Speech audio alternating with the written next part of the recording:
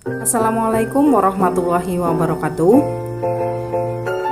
Salam sejahtera untuk kita semua, tabi pun. Perkenalkan, saya Lasmina dengan NPM 2013053027 selaku moderator pada presentasi kelompok 1. Adapun anggota dari kelompok 1 yaitu ada Herma Zulianti, Lasmina, Lydia Francisca, Indah Nirmala Septiani, Risa Adi Kutsuma, Sela Agustin Sriwanarti, Sofia Habibah, dan Siska Wulandari.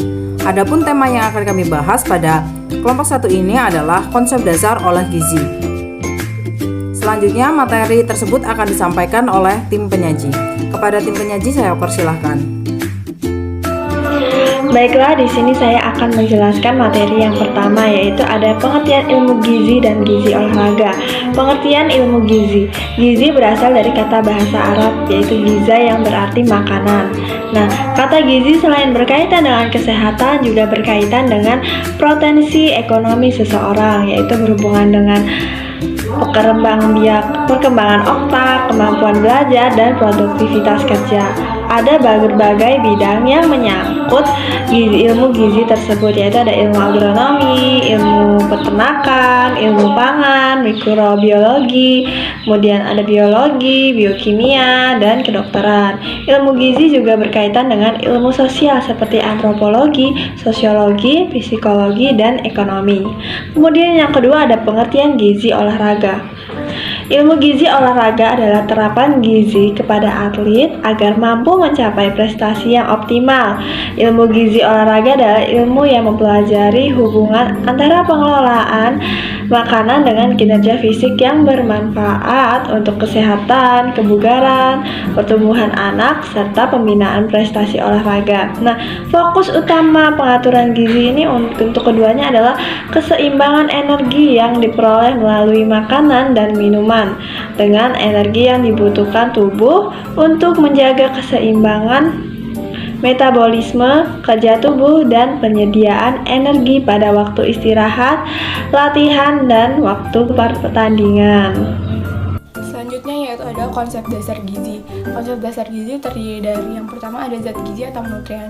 Nutrien itu adalah ikatan kimia yang diperlukan oleh tubuh kita yang berfungsi untuk menghasilkan energi, lalu membangun dan memelihara jaringan, serta mengatur proses-proses dalam kehidupan kita sehari-hari. Selanjutnya yaitu ada makanan. Makanan adalah bahan selain obat yang mengandung zat-zat gizi. Jadi makanan tuh mengandung zat-zat gizi atau unsur ikatan kimia yang dapat diolah menjadi zat gizi oleh tubuh kita. Nah, gunanya itu makanan itu dimasukkan ke tubuh kita lalu nanti diubah menjadi energi. Selanjutnya ada pangan. Pangan adalah istilah umum untuk semua bahan makanan yang dapat dijadikan makanan. Jadi bahan-bahan itu diolah menjadi makanan.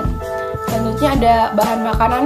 Bahan makanan adalah makanan dalam keadaan mentah. Jadi bahan-bahan itu tuh seperti contohnya kentang mentah, singkong mentah gitu. Terus selanjutnya ada status gizi. Status gizi adalah keadaan tubuh sebagai akibat komunikasi makanan dan penggunaan zat-zat gizi. Lalu dibedakan antara status gizi yang baik dan yang lebih. Nah, selanjutnya yaitu ada ruang lingkup ilmu gizi. Ruang lingkup ilmu gizi ini cakupannya sangat luas ya. Fokus perhatian gizi itu dimulai dari cara produksi pangannya atau agronomi dan peternakan. Lalu ada perubahan-perubahan yang terjadi pada tahap pasca permanen mulai dari penyediaan pangan, distribusi, dan pengelolaan pangan. Lalu ada konsumsi makanan dan cara-cara pemanfaatan makanan oleh tubuh dalam keadaan sehat ataupun sakit. Nah, oleh karena itu ilmu gizi ini juga sangat erat kaitannya dengan ilmu agronomi, peternakan, ilmu pangan, mikrobiologi, biokimia, serta biologi molekuler dan kedokteran. Karena konsumsi makanan itu dipengaruhi oleh kebiasaan makanan. Jadi kebiasaan makanan yang kita makan lalu perilaku makan dan keadaan ekonomi. Jadi ilmu gizi itu berkaitan dengan ilmu sosial seperti antropologi, sosiologi, psikologi, dan ekonomi.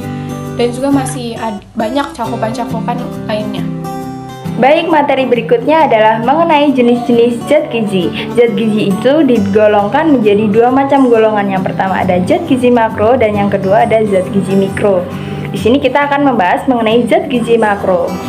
Sebelum kita membahas zat gizi makro apa saja, kita perlu tahu apa sih zat gizi makro itu. Jadi, zat gizi makro itu adalah makanan utama yang membina tubuh dan memberikan energi.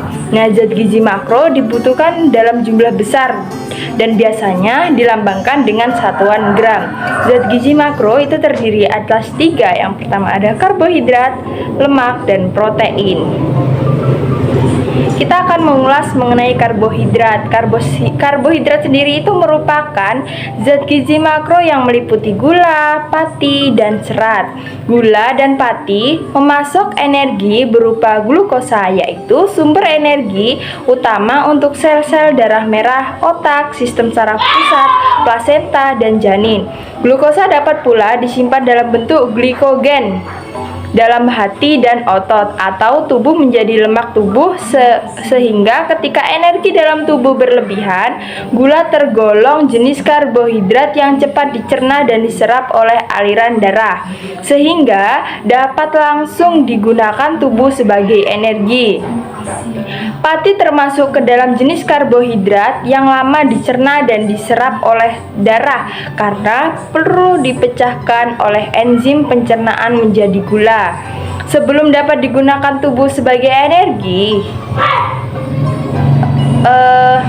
Tetapi ada beberapa jenis pati yang tahan terhadap enzim pencernaan. Sementara serat adalah jenis karbohidrat yang tidak dapat dicerna sebab tidak dapat dipecahkan oleh enzim pencernaan, sehingga relatif utuh ketika melewati usus besar. Serat sendiri membantu memberikan perasaan kenyang pada tubuh manusia. Penting untuk mendorong buang air besar yang sehat dan menurunkan resiko penyakit jantung koroner. Gula dapat ditemukan secara alami seperti pada buah, susu, dan hasil olahannya. Sedangkan serta dapat dijumpai dalam bentuk ditambahkan pada makanan. Sedangkan pati secara alami terdapat pada beras dan hasil olahannya seperti bihun dan tepung beras. Ada juga jagung, gandum, dan hasil olahannya seperti terigu, roti, dan mie. Seperti pasta, sagu juga termasuk ke dalam pati ya. Terus umbi-umbian itu termasuk dalam singkong, kentang. Kemudian selain umbi-umbian ada sayuran, kacang kering. Nah, sementara untuk serat sendiri itu ada sereal utuh, umbi-umbian, kacang-kacangan, sayuran, dan buah. Baik, materi selanjutnya akan disampaikan oleh rekan saya. Materi selanjutnya yaitu tentang protein. Protein merupakan komponen struktur utama seluruh sel tubuh dan berfungsi sebagai enzim, hormon, dan molekul-molekul penting yang lain. Protein dikenal sebagai zat yang unik karena di dalam protein menyediakan asam-asam amino esensial yang bermanfaat untuk membangun seluruh sel-sel tubuh maupun sebagai sumber energi dalam tubuh. Karena menyediakan bahan baku untuk membangun tubuh, protein biasa disebut sebagai zat pembangun. Protein terbentuk dari asam-asam amino dan bila asam-asam amino tersebut tidak berada dalam keseimbangannya tepat, kemampuan tubuh untuk menggunakan protein akan terpengaruh. Jika asam-asam amino yang dibutuhkan untuk sintetis protein terbatas, tubuh dapat memecah protein tubuh tersebut untuk memperoleh asam-asam amino yang dibutuhkan. Kekurangan protein mempengaruhi seluruh organ dan terutama selama masa pertumbuhan, sehingga asupan protein kualitas tinggi yang memadai untuk kesehatan. Kualitas protein sangat bervariasi dan tergantung pada komposisi asam amino protein dan daya cerna atau yang biasa disebut dengan digestibility. Protein dibagi menjadi dua, yaitu protein hewani yang berasal dari telur, ikan, daging, susu, dan unggas. Pada umumnya protein ini berkualitas tinggi. Yang kedua adalah protein nabati. Protein nabati yaitu yang terdapat pada biji-bijian dan kacang-kacangan. Pada umumnya merupakan protein yang berkualitas rendah kecuali kedelai dan hasil olahan lainnya seperti tempe, tahu. Makanan yang tinggi cerna proteinnya ialah telur, daging sapi, susu, dan kedelai. Namun bila kacang-kacangan dan padi-padian dikonsumsi secara kombinasi, protein nabati dapat membentuk protein yang lengkap. Berbagai penelitian menyebutkan bahwa kebutuhan protein untuk orang dewasa kurang lebih 1 gram per kilogram berat badan per hari. Sedangkan untuk anak-anak adalah 2-3 gram per kilogram berat badan per hari, karena anak-anak dan remaja memerlukan protein untuk pertumbuhan di samping untuk keperluan yang lainnya. Materi selanjutnya akan disampaikan oleh rekan saya. Baiklah, saya akan melanjutkan materi yang berikutnya, yaitu lemak. Lemak adalah salah satu kelompok yang termasuk pada golongan lipid, yaitu senyawa organik yang terdapat di alam serta tidak larut di dalam air, akan tetapi larut di dalam pelarut organik nonpolar.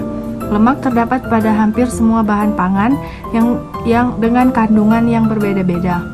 Lemak merupakan zat gizi makro yang mencakup asam lemak dan trigliserida. Lemak adalah zat gizi yang padat energi atau setara dengan 9 kilokalori per gram. Sehingga lemak penting untuk menjaga keseimbangan energi dan berat badan.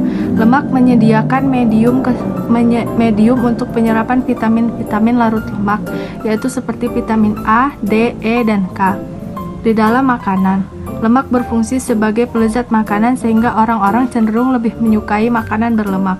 Tubuh manusia tidak dapat membuat asam lemak omega 6 dan omega 3, sehingga asam lemak ini adalah zat yang esensial. Konsumsi lemak yang berlebihan dapat mengakibatkan diare, ngurus, nausea atau rasa ingin muntah. Bahkan pada tingkat yang lebih parah dapat menimbulkan penyakit seperti jantung koroner, diabetes mellitus, dan penyakit-penyakit lainnya. Terima kasih. Oke teman-teman, untuk selanjutnya ada zat gizi mikro. Nah, apa sih yang dimaksud dengan zat gizi mikro? Jadi, zat gizi mikro adalah komponen yang diperlukan agar zat gizi makro dapat berfungsi dengan baik. Zat gizi mikro dibutuhkan dalam jumlah kecil atau sedikit, tetapi tetap ada di dalam makanan. Zat gizi mikro terdiri atas vitamin dan mineral, serta zat gizi mikro menggunakan satuan miligram untuk sebagian besar vitamin dan mineral. Nah, yang pertama ada vitamin. Jadi, apa yang dimaksud dengan vitamin? Vitamin adalah senyawa organik yang tersusun dari karbon, hidrogen, oksigen, dan terkadang nitrogen lain atau elemen lain yang dibutuhkan dalam jumlah kecil agar metabolisme, pertumbuhan, dan perkembangan dapat berjalan dengan normal. Jenis nutrien ini merupakan zat-zat organik yang dalam kecil ditemukan pada berbagai macam makanan. Vitamin tidak dapat digunakan untuk menghasilkan energi. Nah, vitamin ternyata dapat dipilah lagi menjadi dua kelompok, yaitu vitamin yang larut dalam lemak dan vitamin yang larut dalam air. Adapun vitamin yang larut dalam lemak itu terdiri dari vitamin A, D, E, dan K.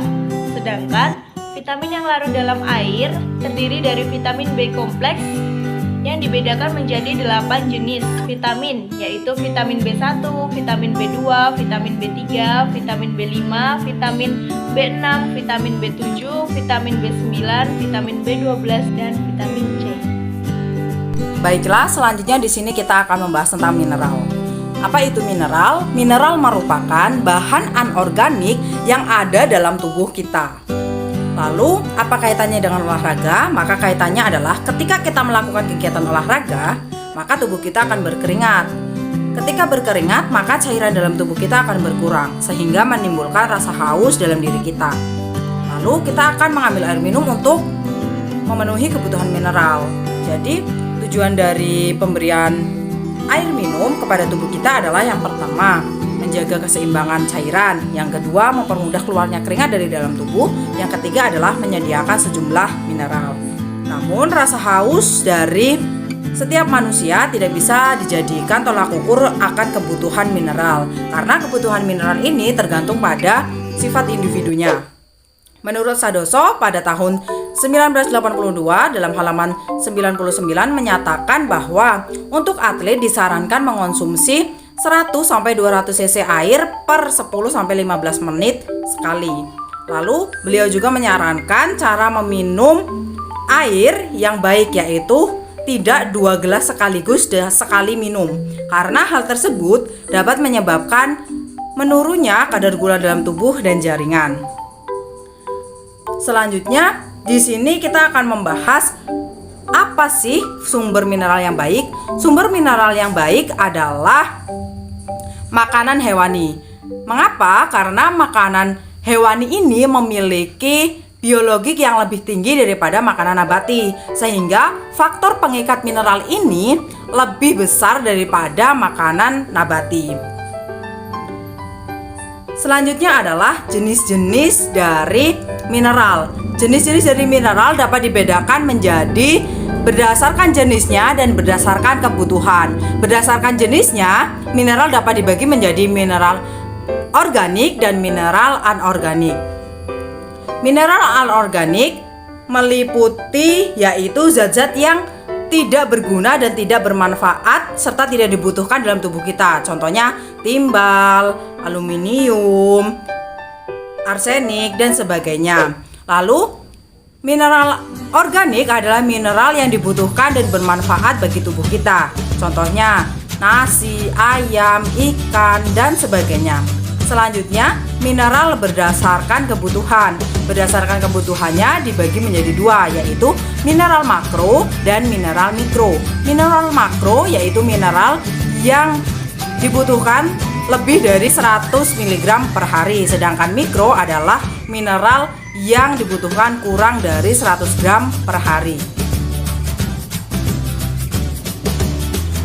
Materi selanjutnya ada fungsi zat gizi. Ada beberapa jenis zat gizi yang diperlukan oleh manusia untuk menjalankan metabolisme normal. Minimal ada 50 jenis zat gizi yang dibutuhkan manusia yang dikelompokkan menjadi 6 kelompok utama zat gizi, yaitu karbohidrat, protein, lemak. Disebut juga gizi makro. Sedangkan vitamin dan mineral disebut gizi mikro dan kelompok air. Kemudian bila dilihat dari segi fungsinya, ada 3 fungsi utama zat gizi, yaitu yang pertama memberi energi atau zat pembakar.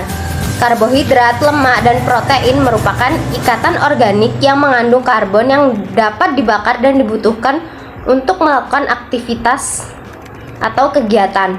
Yang kedua, ada pertumbuhan dan pemeliharaan jaringan tubuh atau zat pembangun. Itu ada protein, mineral, dan air diperlukan untuk membantu sel-sel baru memelihara mengganti sel yang sudah rusak. Kemudian yang ketiga ada mengatur proses tubuh atau zat pengatur. Protein, mineral, dan air, vitamin. Protein bertujuan mengatur keseimbangan air di dalam sel, bertindak sebagai buffer dalam upaya memelihara, menetralisir tubuh, membentuk antibodi sebagai penangkal organisme yang bersifat infektil dan bahan-bahan asing yang dapat masuk ke dalam tubuh. Mineral dan vitamin sebagai pengatur dalam proses oksidasi, fungsi normal syaraf dan otot, serta banyak proses lainnya yang terjadi dalam tubuh seperti dalam darah, cairan pencernaan, jaringan, mengatur sel-sel tubuh, peredaran darah, pembuangan sisa-sisa ekresi, dan lain-lain. Kemudian slide selanjutnya ada penyebab gangguan gizi, yaitu ada faktor primer dan sekunder. Faktor primer yaitu susunan hidangan yang salah dalam kualitas dan kuantitasnya. Penyebabnya yaitu yang pertama kurangnya penyediaan pangan, yang kedua kurang baiknya distribusi pangan, yang ketiga kemiskinan, yang keempat ketidaktahuan, yang kelima kebiasaan makan yang salah. Selanjutnya yang B ada faktor sekunder, yaitu gangguan saluran pencernaan, seperti yang pertama ada gigi geligi yang tidak baik, kemudian yang kedua ada kelainan struktur saluran pencernaan dan kekurangan enzim. Sekian, saya kembalikan kepada moderator. Baiklah, sekian pemaparan materi dari kelompok 1. Apabila ada kekurangan kami mohon maaf, kepada Allah kami mohon ampun. Kami ucapkan terima kasih. Wassalamualaikum warahmatullahi wabarakatuh.